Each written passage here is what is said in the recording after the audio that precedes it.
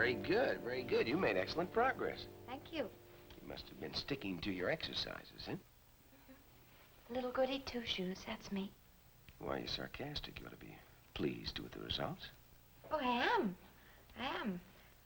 I've been doing my exercises every day, like you say. I've been maintaining a balanced diet.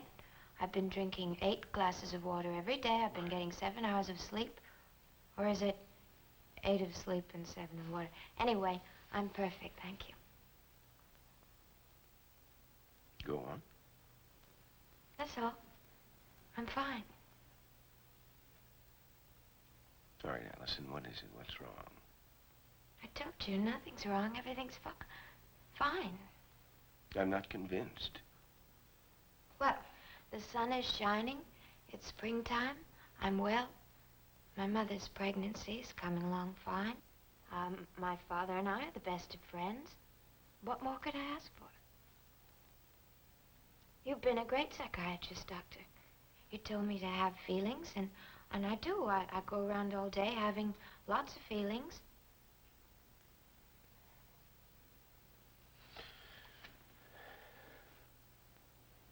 Well, then you're happy, right? I am on the verge of tears all the time. I don't know why. How's Rodney? Rodney's fine. He's busy in his new garage all the time. Oh, well, then he's happy, too, huh? And that's good. But just because we're going together doesn't mean I have to be his whole life. We should both have other interests. I guess.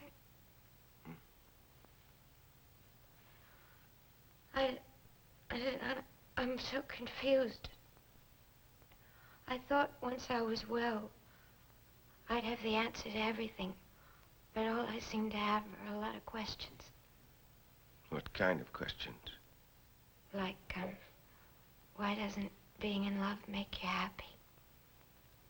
Like, why can't you do what your heart says instead of what your head says? Like, why is being in love so complicated? And why does it hurt so much? Let me ask you a question. Why do you think life has to come in a neat, instant package? Huh? There are no pat answers to these questions. Maybe I was better off when I couldn't feel anything at all. It's foolish, Allison. Only the dead have no feelings at all. There are no guarantees in this life. Nobody promises happiness to you. Everyone has their share of pain and problems. One thing you have to remember, you're happier and healthier now than you were 6 months ago. That's progress, huh?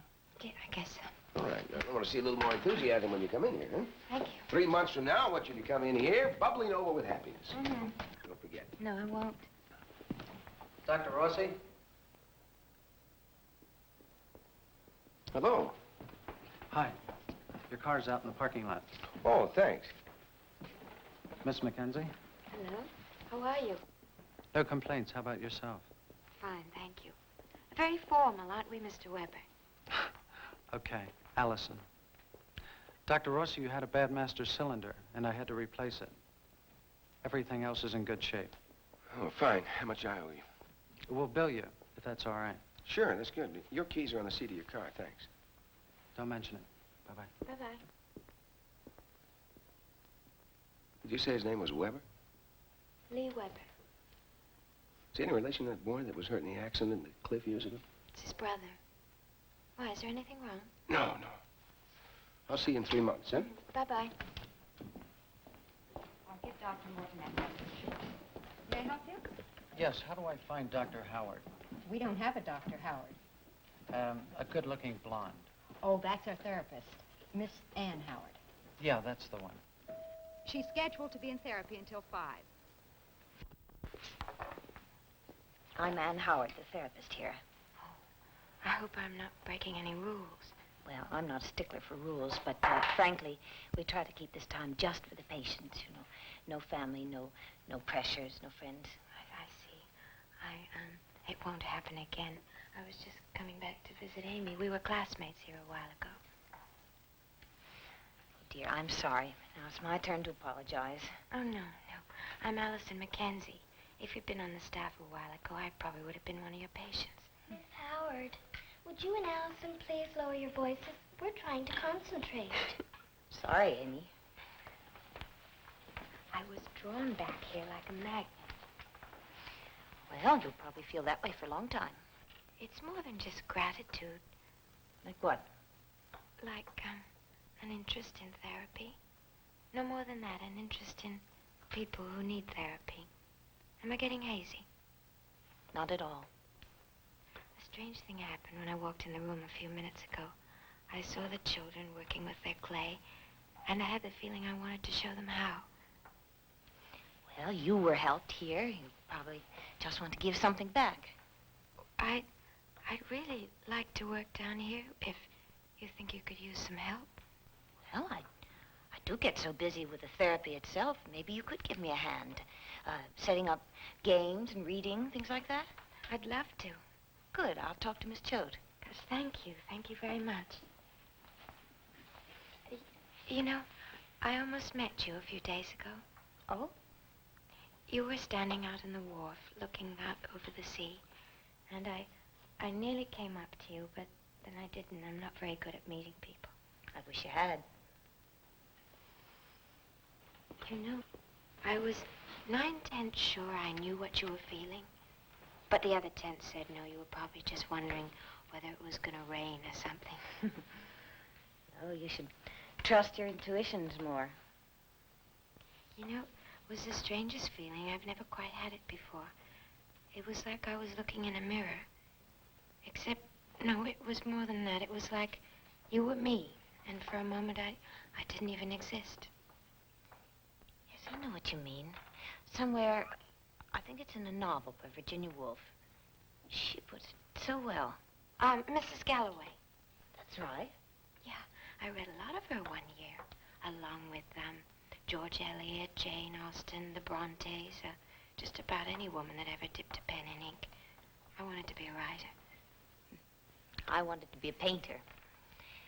Right now, I was trying to express what it was like being disabled. It's a funny thing about being well. You kind of take things for granted. It's a type of blindness. I'd like to read that one. Something I think about often. Well, I guess I have to get the children back to Dr. Forbes. Well, that's just down the hall, isn't it? Mm-hmm. I could take them if you like. All right. Debbie? Time to go now. Allison's going to take you. Let's work the clay off your hands.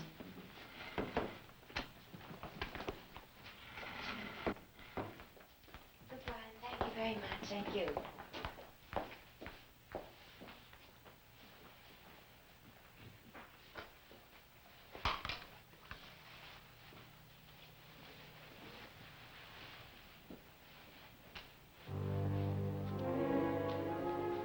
Miss Howard?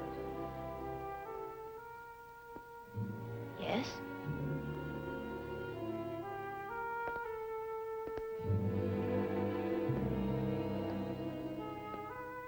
You don't remember me, do you? Well, You know, I thought it was you at the cider barrel this morning, but I wasn't sure. My name's Weber. Lee Weber, Chris's brother.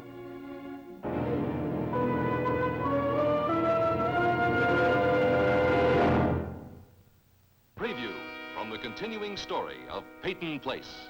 I wonder what will happen if I stay in Peyton Place. Why should there be any question? it's something I have to do in my way. Then you're not going to let it rest. I can't. You're asking me to betray a confidence? You're Stephen's mother. Stay away from this house. That's the best thing you can do for your...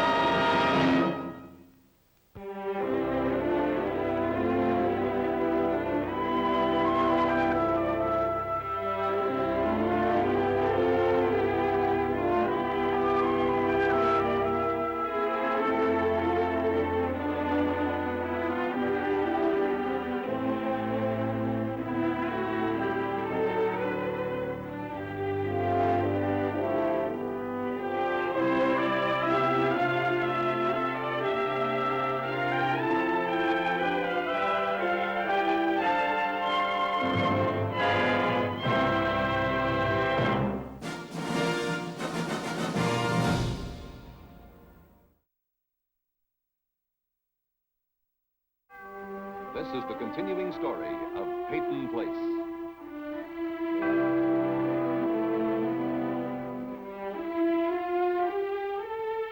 Starring Dorothy Malone as Constance Mackenzie, Ed Nelson as Michael Rossi, Mia Farrow as Allison Mackenzie, Ryan O'Neill as Rodney Harrington, Barbara Parkins as Betty Anderson, Tim O'Connor